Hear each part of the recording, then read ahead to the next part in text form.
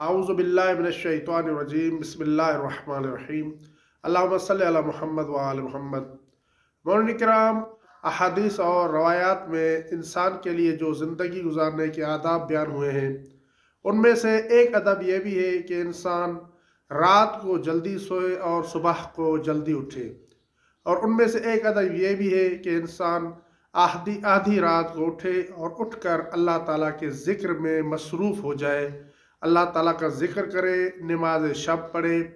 और कुरान मजीद की तिलावत करे। ख़ास तौर पर आज़ान सुबह से पहले बेदार होने की बहुत ज़्यादा ताकीद हुई है। अब सवाल यह है कि इंसान रात के इस पहर आधी रात को या आज़ान सुबह से पहले किस तरह से बेदार हो। क्या हदीस में कोई ऐसे अमल बयान हुए हैं कि जिन अमल के करने से इंसान जिस वक्त चाहे रात को बेदार हो सकता है।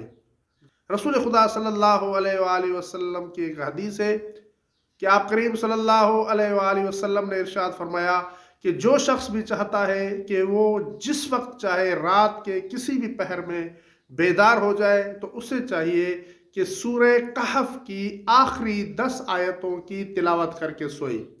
जो शख्स भी सूरह कहफ की आखिरी 10 आयतों की तिलावत करके सोए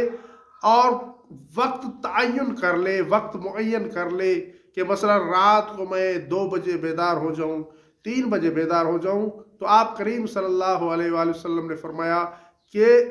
सूरह कहफ की 10 आयत, जो आखिरी 10 आयत है, उनकी तिलावत करके सो जाए तो जिस वक्त चाहेंगे आप रात को बेदार हो जाएंगे और रात को बेदार होकर अल्लाह ताला की इबादत कर सकेंगे, अल्लाह ताला का जिक्र कर सकेंगे